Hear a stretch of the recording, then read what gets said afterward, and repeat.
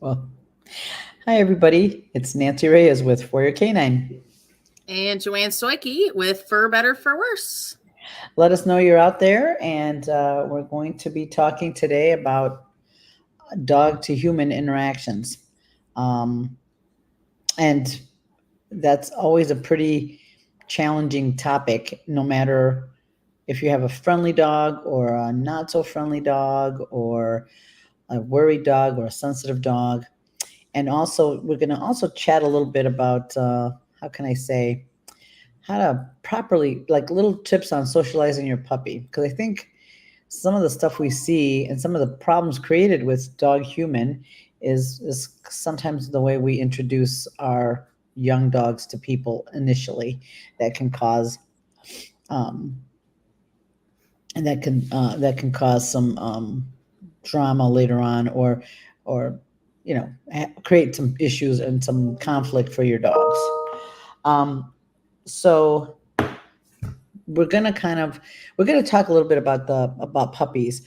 I think a lot of times we think that back in the when I was a young trainer, that we would do a lot of pass the puppy, Mm. and that is like the worst thing you can do for your dog, because you take away all its autonomy at a very young age, and unfortunately it becomes a big issue later on, because then they start to distrust people and distrust the situation. So that's one thing that and I'll be honest, we used to do it in our classes all the time many years ago. We don't anymore. We try to give the dogs the freedom of choice and some autonomy to be able to make those decisions. So yeah, it's one of those, um, I don't know, things that when you know better, you do better, and you just give the dogs a little bit more freedom. So, because when you pass a puppy and the puppy is worried about people, and they go from people to person to person to person, it really creates a lot more anxiety around people. And as they grow up, they learn. I think they don't trust people then, and it becomes a bigger issue. Don't you agree? I do. I do. Yeah. And I think the other thing you're going to hear us touch on tonight, too, that we forget about sometimes is how we can use food to put that Mhm. dog in a bad situation that they don't want to be in, but they will go into to get a cookie. So, kind of talking a little bit about how to watch for that sort of stuff and make sure we're not, being the weird witchy who wants a piece of candy, right? To, Right. to draw them in when they really didn't want to do that. So, Right. Well, and we see that all the time, right? You mhm. people reach out to give the dog a cookie, and the dog is stretching to get the cookie, but they don't really want the interaction with the person. So, and that's not good socialization, right? That's not something that you want to do and subject your young dogs to. So that's one of the things that you want to um, and then we also have the conversely the opposite problem, where we have dogs that are super social and love people, and it can become that can become an issue as well down the road. But it's something that it's easier to work with than a dog that's afraid of people. And I was just talking to Amy about her Malinois that worries about people, and while nose work has helped her become a lot more confident, she still worries about people at a distance, or if she sees people, for her to be able to get back to work, because she came from a pretty difficult situation. So whether you or like me, I have super friendly dogs, which is great, but that can also become a issue in certain scenarios. So yeah, it's one of those things you want to kind of consider, and there's not a right or wrong answer. You just want to be able to help them out, and do kind of the right stuff for them, right? um, so what I was going to say. So yeah, so that's one of those things that you want to be thoughtful of when you're meeting people and greeting people, and I know we want to be polite, and we don't want to say, well, not right now, or my dog's not feeling it, especially if you have a dog that's a little shy. And I'm going to tell you, sometimes even if you have the friendliest dog, there might be a person they meet that they don't really care for, and Mm. and people feel kind of bad about it, but it's like it's okay to honor it for the dog, and maybe that dog wasn't feeling it that moment, it's okay. You can try to say, "Hey, my dog's not," and I think this is where we have a hard time becoming an advocate for our dogs, saying, "You know what? Maybe it's not a good time." And that's how dog bites happen, right? Because you're like, "Come Mhm. on, it's okay, Fluffy," and then the dog feels pressure and things, and then that's where you can have a dog bite happen. So that's why we kind of wanted to talk to you about it and kind of think about it, because sometimes dogs don't want they most a lot of dogs don't want conflict. They just want to be left alone, or they don't want to have anything to do with a person, and that's okay too. But Yeah. we don't like that. We keep wanting them to, we don't want to be rude, right? Well, and that's a shift, right? So the human beings are the advocates for their dogs, whether or not we miss something, or but we should be the advocates for our dogs. And I always say it's 100 times easier to have 4 to 5 seconds of being rude to a human to protect my dog, get everything back to where it should be and safe, and then I can actually speak to the human and say, listen, I'm really sorry, I'm dealing with an issue, right? And you can apologize and sort of fix that when it happens, but you cannot fix it for the dog. They don't speak, they don't have words, and for you to say, super sorry I put you in that situation, it's much harder for them to, well, I should say it's much easier for them, if that happens multiple times, to lose trust that you're going to protect them. And that is where aggression starts, or fear aggression, or whatever you want to call it, where the dog's much more willing to say, listen, if you're not going to protect me, I'll take things into my own hands. Hmm. Here, Liz sent me a video of her young dog. So I'm going to pull that up here real quick and see. I have not seen this. So uh,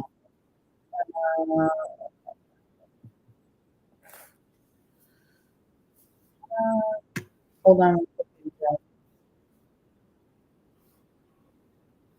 It wants me to log into TikTok and I don't have that.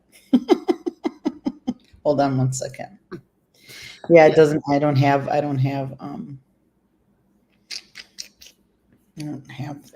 Us over 40s aren't as quick to the TikTok. Let me see. I think I had an account, but it's not. Yeah, see, it Yeah. doesn't. So I think a lot of what you're going to see tonight, and I know Nancy and I started the same way, right? We use a lot of Suzanne Clothier's "Go Say Hi." It Part of the reason I think why Suzanne developed what she did was, number one, to give the dog information.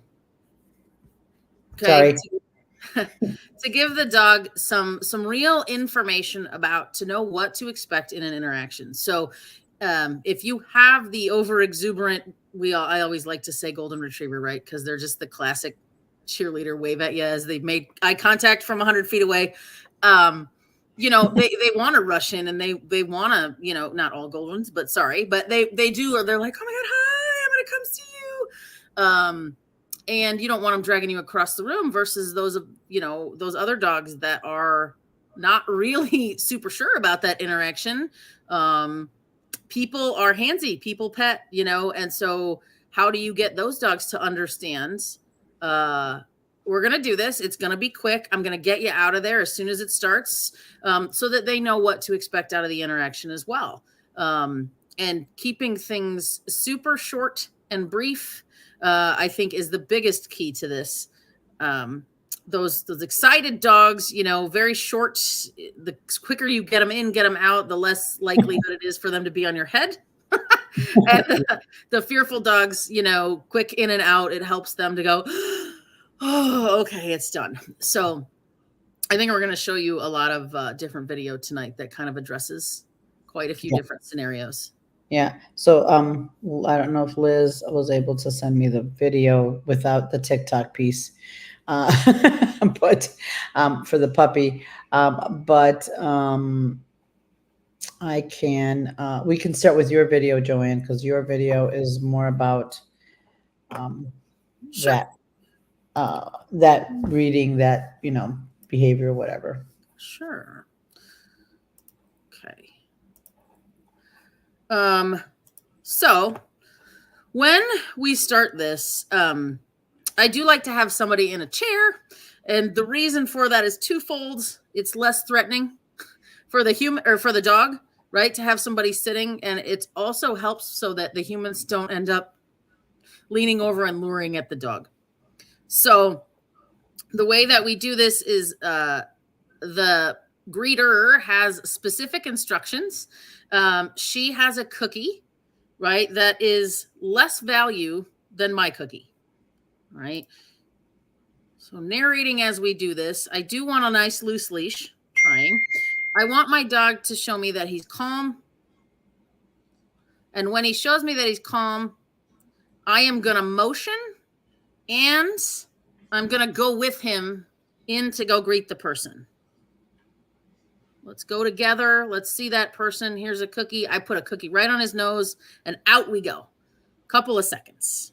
Yep. And one of the things there, the big thing there is that the loose leash is really important for this exercise. Must be loose. Because if you have a tight leash, that's where, if you think about bite work, usually they tense up the leash and that's kind of how they go. So this is kind of a, loose leash is very, very important. And also you can also have a call out and you can practice that separately away from people and then incorporate people. So, okay. Sorry. Go on, Joanne. No, that's okay. So, and mind you guys, this is like super warp speed progression. Okay. So, if that went well, which it really did, this is Roscoe, right? And the dog doesn't show any compression, any fear. He's okay with the person in the chair. He's okay eating the cookie. He's absolutely great coming back out. So he basically said that was okay. So we're going to proceed to kind of the next step, which is a handler standing, or a greeter standing, but not facing him. So kind of take the pressure off without giving, that full body pressure. We eat a cookie. I have the better cookie and I call him out. So now we push even farther. Again, warp speed. Don't do this all in one setting. Look at that. Too much for the dog, right? So we went from, and I'll show this again, sideways. Dog's engaged. Sure thing. Let's go together. Cookie in the hand. No problem. Waggy tail. Loose body. Okay. And then something just as simple as we put a little more pressure on him. So even from the beginning, what I want you to see, as she turns, okay, what I want you to watch for, every other one, he was able to sit quickly. He was able to check in with me. He was able to, be pretty calm. This one, he takes a little more time kind of checking her out before we go. And he's like, yeah, no thanks. And those are the moments where you have to read that real quick and say, he said no, get out. Let's try again. And even this, you could tell he's a little more aroused. A little more amped up, right? Yeah, a little more aroused. Having a little more trouble checking in with me to tell me he's ready. Okay, let's go see. Okay, thanks and bye. Now, I should have stopped here. Okay, honestly, because this is where the dog's saying, I'm having a little trouble with this one. Okay, so what I should have done, hindsight, always 2020, right? I probably should have taken my greeter and angled her more off towards, the corner there. So she had a little more, interaction, not quite parallel or how like that T coming in, right? But the full on was a little too much. So I pushed for video's sake because I do trust this dog with this person. So you can see the last one where she's actually going to pet him a little bit. He's like, yeah, no. As soon as she goes, he's not interested in that interaction. Okay. And so the next time we do it, he's even more clear to say, I really don't want to meet her. He's complying with me, but I really don't want to meet her. I'm sort of just, she doesn't have a cookie in her hands. And as soon as I know she does not have food, I'm out. I am out. There's no real aggression there. I mean, he's not upset about it, but he's like, I'd rather not.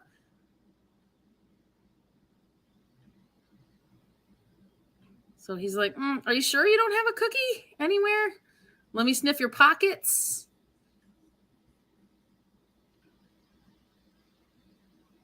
And so this is where all of this right here, I'm going to go back a little bit. So all of this behavior, when he comes in, people view this as, oh, the dog wants pets. He actually is just sniffing her pockets, sniffing her shoes, and actually leaves on his own, really. He's like, no, Yeah. thanks. So I'm just disclaiming this yet again. That was warp speed. We moved way too fast. So as soon as we changed the orientation of the human, too much. I should have spent a lot longer there to get him comfortable with that. And even backed off on the angle a little bit to make him more comfortable. When we talk about socializing puppies. Yeah. All right. Now I have the video from Liz. Okay. Hold on 1 second.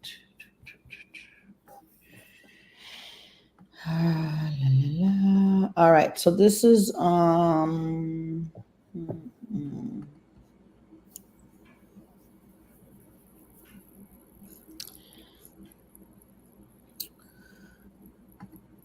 didn't know if anybody had any questions. Oh, good. Okay. There we go. Do you see the video? Yep. I mean, it's very small, but yes. Let's see. Let me see if I can make it bigger. No. Huh. Is that better? No, that's very tiny. I can barely see that. Okay, hold on. How about that? It's the same. It's small, but go ahead. I think that's the best you're going to get. Maybe we're not. Oh. Because that's not what not what I want to be showing. Okay, hold on. So, okay. Kim, how would you do that exercise with a very tiny dog, i.e. one of mine? I joked Kim's dogs were like little pocket dogs. In a seated position. So, honestly, Kim, I would get the smallest seat I could get, like a little stool or something. I will tell you what almost came out of my mouth is like I would probably sit on the floor, but quite honestly, I am not a fan of that because it's too hard to get away. Like if you could do a short stool or something. Yeah, like those little fold up step stools. That would be probably what I would do. So I would be as low to the ground as I could, but I was still easily able to get away, and move away should the dog lose it, right? Because that is a very real possibility. And yeah, a little dog, right? That's that tiny probably isn't going to do that much damage, but I still want to be able to get out of a position if I have to. And I want to be just as close to the ground as I can. So the bigger thing that you want to be careful of with the small dog is that we're not leaning over. And so when you have your handler, or I'm sorry, your helper, just making sure that they're very, very clear about not looming over the tiny dog. Right. Do you see the video now? Is that better? I do. Yeah. A little. Is it? Okay. Yep. All right. So this is like a minute long. When we talk about socializing puppies, we're creating a positive association with new experiences and situations. And so any interaction our dog has with people should be very positive. But we also want to be mindful of not over-socializing our dog. I'm also pretty selective in who does get to meet her and say hello, because I do want those interactions to be positive. In about the last week and a half that I've had her, she's probably only met 10 people. And all of those interactions have been positive and have been controlled, meaning that we listen to her body language. If she didn't want to be pet, they wouldn't pet her. If she wanted to be put down, they would put her down. Another thing that you can do is have people just come over and drop some treats or hand your dog treats without having to love on your dog. That will also show them that people aren't so scary. Let me know if this helps. We can always schedule a consult too. All right. Let me get back here. All right, so that's a really short, nice little intro for those of you with young dogs. Or I'm going to be honest with you, I would do the same if you got a new rescue dog or a new adult dog. Doesn't matter. I think those are all, you know what I mean. Obviously, you would definitely want to make sure you go back and so, especially if you're not sure where the dog is and kind of see where they lie, right? If with a little bit older dog, you might want to just be mindful, introducing people who are dog savvy or that know, so that you can avoid any mishaps in the beginning, right before you get to know the dog, especially if you're bringing one in from a rescue or from a breeder dog or something like that. Yeah, and you guys, you hear us talk about that all the time, which is quality over quantity, right? So if Mhm. you can only get 3 of them in versus 30 of them, if all 3 are great and the 30 of them you're sitting at a 30 percentile of what was good, I don't want my dog having 60% of people they meet being iffy, right? So Right. if they have 100% great experience every time they meet someone, that holds way more water than just meeting a whole bunch of different people. Right, because it is, and it is like, and Liz alluded to it too in the video. It's quality over quantity. I'd rather have, like you said, 10 great experiences versus 30 not so great ones. So um, always be mindful of that. Like, if it's not going to be a quality interaction, don't do it. Especially if you have, and that also if you have a dog that's a little bit worried about about people, or that can have the potential of being a little bit um, more selective.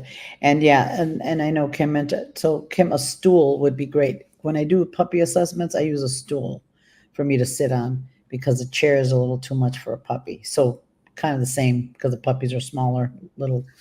So yeah. Yeah, and I'm just gonna throw something out there only because I literally just saw Kim and her dog yesterday. And Kim, I don't even know if this is the dog you're talking about, but one of hers was very tiny and kind of from a little bit across the room, the dog saw a man in a hat and was like, no, right? And so had kind of a reaction to that. So there's other things I would try before these greetings. If I know my dog doesn't like men, doesn't like blah blah blah, you know, instead of trying to perfect that with, yeah, I figured that was the one you're talking about. If that doesn't get better, I would use this to set up the precedent of what's going to happen. So I would use like trusted familiar people to start the process. If the dog's a little afraid of people, right? Do you have a couple of friends that the dog's familiar with, can eat cookies from, knows really well? I would start that so that you start the pattern of, hey, this is what's going to happen. You're going to kind of hang out. You're going to tell me that you're calm. You're going to tell me when you're ready. We're going to go. I'll give you a verbal cue. I'll go with you. We'll do that. We'll get out of Dutch. And so if you can do that and set it all up so that she understands the game, right, then I might use something more like, a game of getting more comfortable with people, which is different than greetings. So Right. your dog may say, I hate that guy in the hat, and I never wanted to greet him in the first place. And that's okay. Like, I wouldn't even make the approach if my dog was barking. So the big key, in the video I showed for me is the dog gets to say when they're ready to go. Okay. And it wasn't about the sit, it wasn't about the eye contact. It's just those are things that are like ready cues. So I do ask the dog to sit. If they can't sit, that's information for you if they know it, right? And the check-in with me, you saw when Roscoe got a little more worried when the position got changed, that it took him a much longer time to kind of be like, oh yeah, right? And only when he does that, and again, it's not about eye contact, it's not about that, it's just about the dog having a calm, quiet, yes, I'm okay, and then, okay, let's go say hi, to move in. Yeah. And Lauren had a good question from a puppy standpoint, and the puppy has done well with known interaction. How do you know when to move forward with allowing unknown? Well, Lauren, if the dog is truly doing well with known and happy, relaxed, and doing, where the dog's really coming along with knowing people and doing pretty well, then yeah. If he's, if the majority of his interactions, let's say 80%, 80, 90% are really good and positive, then you can try with somebody that you don't know, that you can coach through, because that's the other thing, be able to coach that person to being able to read your puppy or whatever. Yep. And I always think, if we listen, the dogs are going to tell you, Yeah. I'm not cool with that person. So nope, not today. Yep. And so I'm gonna show. I have a video of Luigi. I don't know if Mary's on, but he. Hold on one second. I don't want that. Um, um, uh, this dog. I'll give you a little background while I'm pulling up the video. This dog was definitely worried about people for sure. And and this was to get to the greeting part, to Joanne's point, to get to the greeting part, she did a lot more training and a lot more work, you know, before we got to this part. So I'm just saying, right? It was it's a it's a pretty it took a lot of time and a lot of work for her to get to this point. So I'm gonna share the video. All right. So you see it, Joanne? Yep. Well, no, I see a blank screen. Why is this happening to my screen? That is so bizarre. I don't It's know. like you're sharing the wrong something. Yeah, I don't know why it's not wanting to like my video. Oh, it's not sharing my, yeah, it's giving me like this weird, yeah, I don't know. Maybe you could put it on Google and I can share it. Can you put it on a Google Drive? Well, I can probably upload it, so. Oh, okay. Yeah, it's weird. Yeah. So anyway, so so this dog, he was a little worried, and this was kind of I'll be honest, was There you go. He was, she got him as a puppy and realized that this was an issue. And now, and this is obviously he's not a puppy in this video, but he's a little more grown up. Sorry, should have, okay. So so we're doing a little bit more advanced version of what, so what we're trying to teach Mary here, this is Mary's training session, is not to pull on the leash when she comes away, to have a loose leash and be able to call him away without tightening the leash. So it took a few reps, but she got it, and she didn't come with him. But then she was able, now she came in and support him. And I gave him a lot of reinforcement because remember, he's not fond of, and then I stopped the interaction. And so this is where she's still working on not tightening the leash. You saw that leash get a little tight there. So when I'm sitting, I gave him, he got a lot of treats, right? That it was a good thing and a very positive thing. So we did a lot of that. And now here's with Nancy. And again, we're not trying to pet him. We're just giving him a lot of treats and he's doing very well. And so we're just trying to get Mary to be able to call him off without tightening the leash. Because for this dog, it can become a trigger of, lunging and barking or whatever, even though he's been pretty good. But see, she has a hard time giving him the time to come up. But he's not really that worried. He was a little more, and again, there's a lot of work to get to this point with this particular dog, because now she can walk through crowded places with this dog. She can have a conversation. You can't run, and to be clear, nobody's going to run up and pet this dog, and shouldn't, right? Because he's pretty good. He can handle, because we've respected him and given him the autonomy to make some good decisions, right? So here's a loose leash, so that Mary's getting a lot better with that. And I gave him a lot of treats. And then I stop, and then she Yeah, and it's a little distracting having two, but this is where we are in his, and this is where at that time where we were in his training, because eventually you go from one person to two people to so on. And he was doing well. Mary was a little bit more stressed about it. So we have to be clear on what we're working on.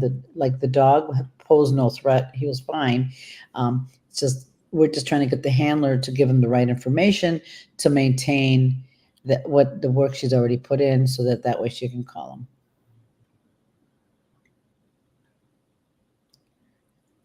And so we're just trying to get one rep where he can have a nice loose leash when he comes away. And you can understand he's getting a lot of treats and a lot of reinforcement.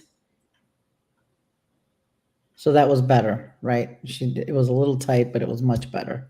So this is something and again, like as to Joanne's point, you're not going to cram like this. You're going to do a little bit. But he was at this point where he's, yeah, a little bit of stress. You see that? But he was doing all right. And now this was a couple of maybe two years ago. He was still a pretty young dog. Now I think he's 4 years old. He was like 2 in this picture in this video, and he's doing a lot better now, much different. Unfortunately, I wasn't able to get, and so now he's very, very much more comfortable around people. Again, you're not going to be handling him, but he's a lot more comfortable with, being handled and being around people. He's able to do rally and things like that. So he's doing pretty well. Um, Yeah, and I will tell you, when you saw the video of Roscoe, you could not touch him in the beginning. And every dog has their own progression. Like, what I mean by that is there are just some dogs you just can only go so far with. mhm. There's some, people do different things, people, whatever it is. So to me, because I know that I travel and I have to take him, places with me, I do my best to keep him safe. But it was super important for me to proof him to handsy humans. And I started very, very slowly, but now I remember I was at Nancy's place for a trial. And we do our best, right, to always stay on our guard when we have those dogs. And I don't know what I was doing. I had him on a 6-foot leash, and I was just turned for a second, and somebody was in the lobby and was like, "Oh, what a cute dog." And like literally had him by the sides of his face.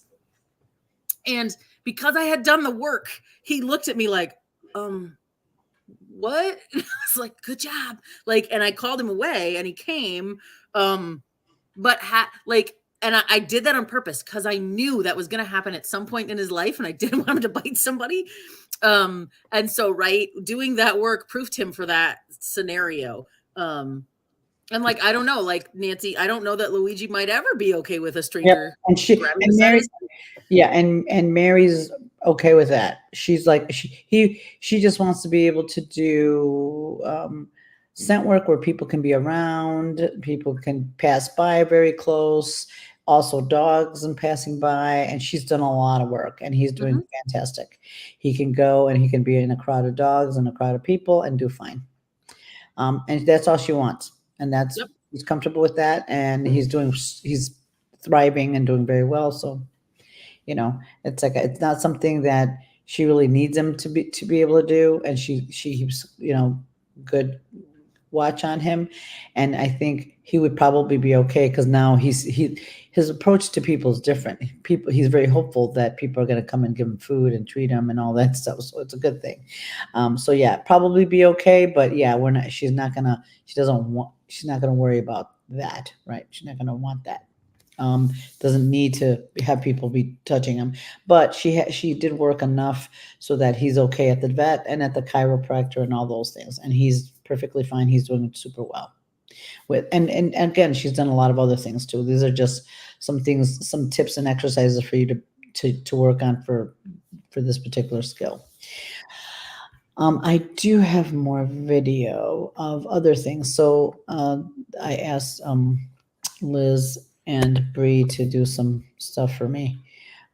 so that I can why is this Do you? not And working? so the other thing that I will just mention, some of the work that I know Luigi had and Roscoe had is not just the greetings, right? So there we did a ton of other things to get the dog first comfortable around people. So we did not start with those greetings. That's a whole other Facebook Live, but I just wanted to share that, right? So that it wasn't just those greetings that got them more comfortable with people. Um, All right. and then I think Nancy's going to show maybe a more excited dog. Right. So now we're going to shift from dogs that are a little bit worried to dogs that are a little bit, even though the go say hi greeting is also very effective for excitable dogs as well, right? So, because most of us have this dog.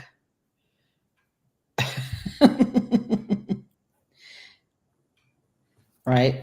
So it's just to show that because I have several of these, and so this is a much different and much better greeting that you can actually achieve.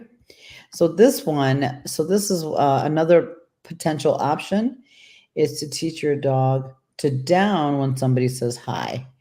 So I think um, I am going to leave the voice on this because I think Liz explains it in the video. So for this, I am kneeling on the ground. Get it?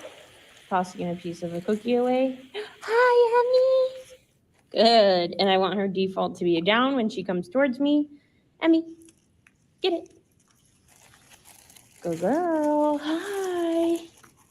Oh my goodness, you're so smart. Good girl. Come here. Nicely done. So Good you see now girl. she's teaching, so that's another option for dogs that jump up, like labs, like my dogs, labs, and some of the more jumpy breeds. So she starts from a kneeling position and then eventually works to a standing position. So when people say hi or do that squealy greeting, hey, hi, puppy, the dog will automatically down. So that again, it's an incompatible behavior to jumping up, is doing a down. And so, and for this particular, she was really jumping and all that, and it was really, um, her owners really wanted to make that work. Yeah, and hold on for 1 second before the. Oh, Yeah. I guess so. The one thing that I would say though, right, is noting that dog is excited and friendly to people. Yes. You can have space takers that still jump on people that are Yeah. afraid of people, right? And so I love this, what you're doing here for dogs that like people. But when a dog goes into a down, people always want to pet it, right? And so if you have a dog that's a little afraid of people, that's a lot of space taking from the human. So I would not do this with a dog that was fearful or afraid of people. Right. So we're shifting gears here, right, guys? Mm-hmm. We're shifting gears. This is for friendly dogs, like lab. Good girl. Here. Good girl. Ready? Go say hi. Yes, good job. And here. Good girl. So this is just reinforcing that behavior. Eventually, Yes, and I don't know if you have good the video, but job. And you might here. not, of Nicely very done. excitedly greeting the dog, and the dog automatically downs, which is Go say really hi. great because it avoids all that jumping up. Yes, good girl. All right. So this is another video of a dog of the go say hi, another version of it, I guess. Um, so here is,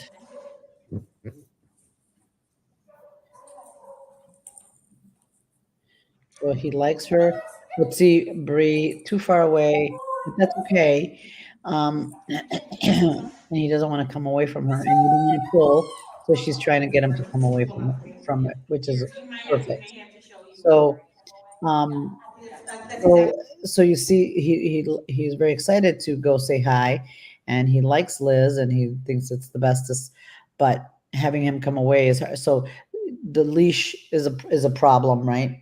And at some point, at some initially, it's you want them on leash, so you're able to have that little control, but you need to have that. But the dog, but see, the good thing is don't let the dogs pull to that person. So they're working on that piece, right there, and then, but it would have been better if she would have been able to give him a little bit more leash, so it And could be more leash. But as she otherwise, reaches in with the cookie there to the dog's nose, much better break off. yep, Come with me. Oh, yeah, good. right, Good. And that's the other reason why you want to make sure seated Liz has way less value cookies than Brie on leash with the dog too. right. And ideally, ideally, when you're first starting, you can lure them away, but ideally, you want to be able to call them off. Like call them, like Mary called them off, and she didn't lure them off. The ideal situation is you call them off, not lure them off. But initially, to start, it's great, right? You definitely want to be able to just call them out, nice and easy, and then you can feed on the way out. You can reinforce it later. Because that can be be conflicting, but for this is perfect, fine.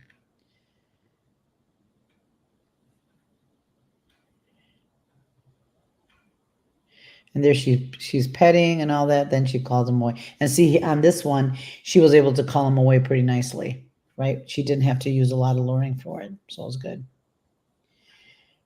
And now we're again using Mr. Handsome over here.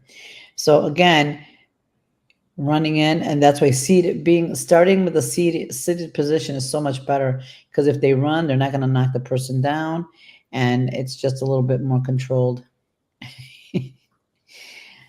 You lose 20 pounds and you're pretty, and see, he's still, yep. So again, the leash is real important. Liz did a nice job of calling him off, and he came off, but he wanted to go get more. So ideally, a tight leash with people.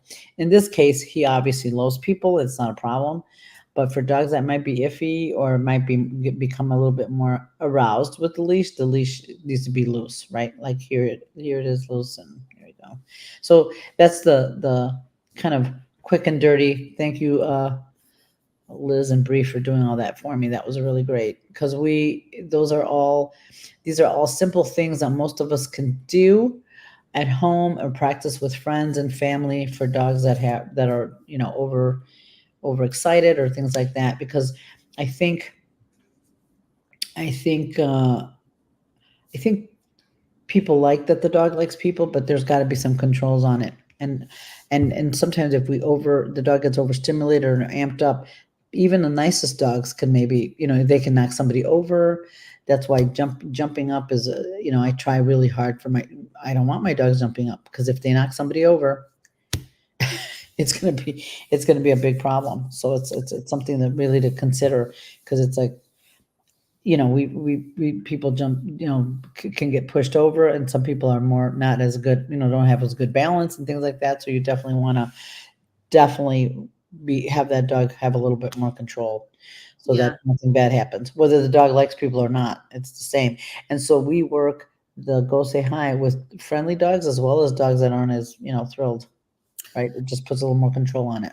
Yep. And if you have that really over exuberant dog and you're trying out this exercise and they're still coming in hot and jumping on people, start closer.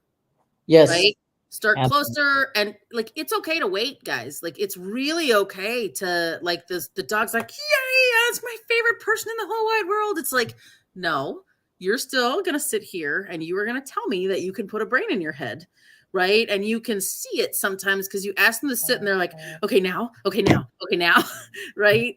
And I think, right, using that verbal as well as the hand commands, it really gives the dog, anytime you want to, you have to wait for permission. Right. Right. So even though that's Nancy and we're going to see her and you haven't seen her in 2 months and she's one of your favorite people, you cannot drag me to Nancy. You have to wait and be patient and be calm until I tell you can see her. Right. And maybe Nancy just had a knee surgery. Right. And I know she's your favorite person, but not today, buddy. Can't do it. Right. Mm-hmm. Right. So, And because getting the permission is the big important piece. That's what this go say hi, and yeah, that's Thank you for pointing out, Jen. Starting closer for dogs that are super highly excited about it, because then they don't build up that much steam. Even Launching ability. Yeah, well, and Ruger wouldn't. Well, I don't know. He's been pretty spicy lately, so he might jump up. But typically, he doesn't do that. So it's not usually something. It's usually not a problem he has. But yeah, who knows? He might be feeling good enough that he might just launch himself. But ideally, it teaches him to have some control around people, no matter how much they like people. It's Hmm. really important. And so that's what I mean. So on dealing a human to, and the other thing is, if you aren't sure about that interaction or how that interaction might go, or if your dog is really communicating to you that they're not comfortable with that person, don't do it. Just do something else. Figure out another way to get out of that. My my Cha-Cha, my shepherd, never met a stranger. She liked everybody. She was really friendly. But every once, I think twice, 2 or 3 times in her whole life, in her whole almost 14 years of life, there was a couple of people she wasn't really interested in. She wasn't afraid of them, but she wasn't interested in any interaction with them. So I was like, okay, and we just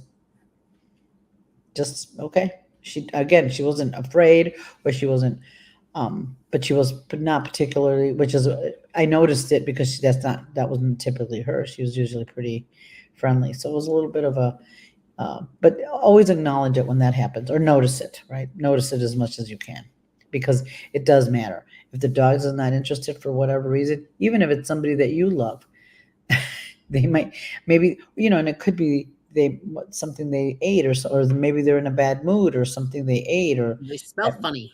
there's, Something. yeah, something. So sometimes that happens, right? All right, Lauren. On a little bit of variation on this topic, how do you guys handle the handsy person? Your dog is luckily okay with someone reaching out and grabbing, touching your dog, but the situation was not expected to you and very inappropriate to your dog. How do you advocate for your dog without getting beat up? Who are That's you hanging out with? No, yeah, that's a really good question. So I remember Suzanne telling this story, like when she was teaching Go Say Hi in a seminar. She would always tell the story. She said she had a 100-pound German Shepherd, and somebody very politely was like, "Hey, may I pet your dog?" And she was like, "Sure, go ahead. Go say hi." And he took both sides of the dog's mouth and went, "Wow, look at those teeth!" Like, she was like, "Who does that?" And rightfully so, right? Who, to a shepherd that you don't know? So I think there's kind of twofold, right? So if you don't know the person at all and you have a dog that's not okay, I'm just like, they're not feeling it today. Thanks though, maybe next time. Um, if it is, your dog is okay with it, it's always a little bit rude, but that's where that call out is so important. Because even though somebody's got their hands on your dog and they're being blah, or really rude, right? You can be like, "Hey dog, come here," or whatever your call out is, right? "Let's go." That's mine. "Let's go." When they hear that, no matter what, they disengage and come back to you, they're going to leave that situation. So really it's more of a getting the dog to understand the come out. right. Nancy, what do you think? And you could definitely work that call out, away from people. Like you can, I, I usually put like treats on a chair or something, and I tell my dogs to, here, so they get a good call out on that, where they can leave something they really want. So then it's there when with the people. And so then, this is a tough part, Lauren, talking to people about it, right?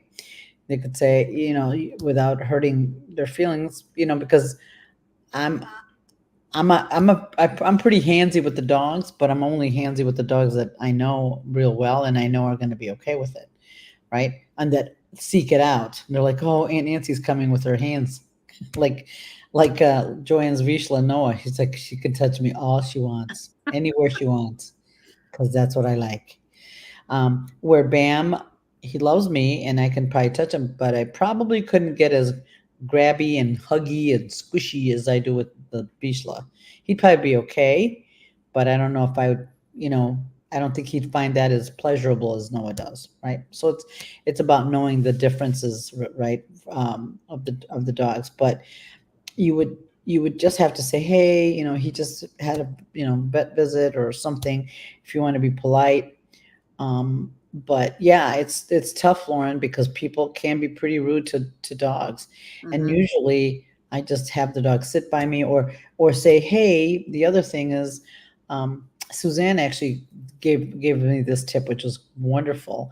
Um, One of the things people do, if you just tell them, don't leave me alone or go away from me or whatever, it's crazy. But one trick that she mentioned, and I still use it to this day. It's like, you want to see my dog do a trick. So if your dog knows something, teach him a couple things. And usually what people do in that moment is step away from the dog. They don't come near if you say, I want to see him do a trick, they usually give the dog the space to do it. So that gets your dog, that gets a person off your dog. And I would definitely be able to then say, okay, then, do a wave or do something like that. Something simple that you can teach your dog, that people will be like, oh, that's so cute or whatever. And it just breaks that tension. And you can say, hey, we're in the middle of training for some things, and I prefer that he's a little bit more. He's a little bit. Yeah.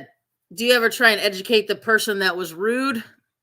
It depends on the situation, right? If they seem open to it, maybe. But if it's, usually the people that are going to get super inappropriate and rude and handsy with the dog are the know-it-all people who, oh, dogs love me. No, you don't get it. Dogs love me, right? And so you may be speaking on deaf ears.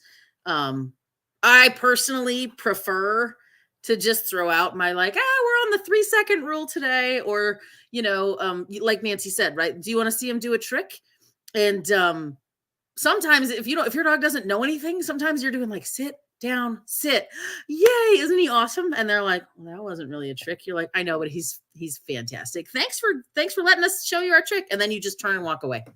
Like, it's the good disengage, because your dog's away from the person, right? They can't touch you anymore. And then you just turn around and be like, thanks for your time. Like, literally as you're leaving. Right. And most humans are like, oh, okay, weirdo. Like, and you're done. And Lauren, yes, sometimes very politely you could say, hey, just so you know, it's very, some dogs may not like it, and you run the risk of getting bit. So make it about them and about their safety. And it's a safety issue if you have to be real mindful about how you approach dogs and things like that. So, you want to be careful because you can get hurt, right? So you can maybe definitely make it about them, that they can, you know, that it could be a problem, right? So it could definitely be make it about them, like, oh, it could be an issue, it could be a problem or whatever. So yeah, so because it is dangerous. The truth is, it is dangerous for them to do that. You're going to go around petting dogs, you're going to get hurt, and you're going to get bit. Just saying.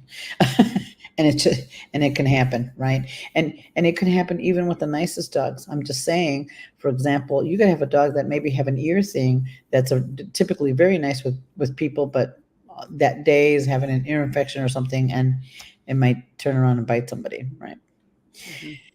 Is introducing a dog to a child different? Oh yeah, because there's a lot less control when it comes to children. They're a lot less. They have less impulse control and all that. So I wouldn't. Children would be. I would probably want to get them pretty good with adults before I introduce kids, because especially if kids have run around, they scream, they yell, it's not something I would. I would probably, if I would have, unless they're very well mannered, very well behaved children, then yes. Yeah, if you are ready to do that, though, I would definitely put the kid in the chair, because at least it stops the running. Yes. You know what I mean? The movement, like, at least it stops some of that. So, yeah, sit, stay. Right. Yes. Yeah. What about a submissive greeting with unknown dogs and people kind of slink so that? Oh, I know what she means. So the dog might want to go, but they like belly crawl to the human. You know what I'm saying? Those are the dogs that sometimes piddle a little bit when they see people. So seated would be helpful with that as well. Yes, and not pressuring the dog to actually do the greeting. Right. Right. because that's a dog that's conflicted, very much so. So to me, I might do just a little like human in a chair and just throw some food around before I ever ask the person or the dog to greet the human. You know what I mean? Just get the dog comfortable with the human sitting there before I ever ask them to go up to the person. Right. Um, and yeah, sitting would probably help a little bit. And like the big thing with what I see with those slinky dogs, you know what I mean, that slink up, it's they get worse as soon as you lean in and the Mhm. body pressure comes from the human. So the when you saw the human this way and the dog this way, that's absolutely how I would start a lot of it. Yeah. Yeah, because yes, I would definitely agree. Sit Yeah. stay for the chat for For the the child, Lisa, sit stay. yeah, you definitely want that because that is a very conflicted dog. So you want to like and remember all this stuff about greeting the human to dog greeting is for dogs that have already gone through a lot of the process to be more comfortable with being around people. If you haven't done that work, this is not going to go well. So Right. the excitable dogs, obviously, you can go right to it, right, and start working on it because Yep. they're not worried about people; they're just rude. But the dogs that have issues with people, you have to do a lot more work before you get to this point. So it just wanted, but the for the dogs that are a little bit more excitable and all that stuff, then it's a little bit more. Um, you can start doing any of it right away. But I think because for jumping up, ignoring it doesn't work because it's so reinforcing, just like barking. Jumping up is very, very reinforcing. So turning your back and ignoring it, I've not found it to be as successful as it was first first introduced as. So at least I have not found it working for any of my dogs. Turning around, they're just going to keep jumping on your back, and some dogs will almost end up on your head. So it's just not doesn't work as well. So. Mhm. All right, guys, I hope you found this very helpful. I hope you are able to use it or incorporate it. If not, find a trainer that can help you and give you the more, a little bit more detail if you feel like you need that. Yeah. Or I will also leave you with this. If you are someone who has a dog that isn't even ready for the greetings yet, and kind of what we were talking about, where that's just a whole process before it, Nancy and I both do. Sometimes it's a class, sometimes it's a workshop called From Scared to Prepared. We do the same things in both of those. So if you're interested in learning a little more or getting your dog started with being a little more comfortable around people, those are definitely open up Yeah, and every get you once in a while, ready. you know. Yeah, So, yeah. Usually they fill up really fast because yeah. we keep the classes small for obvious reasons, and and give the attention so that the dogs feel more comfortable. So and we don't have a huge class so the dogs aren't freaking out with all the people. Anyway, but just check our websites out and see if that's something that you can do if you're nearby in any one of our areas. Lisa Bataska also, I don't know if she does classes, but she can definitely help you as well. All right, have a great night. See you all See you next. next week. Bye.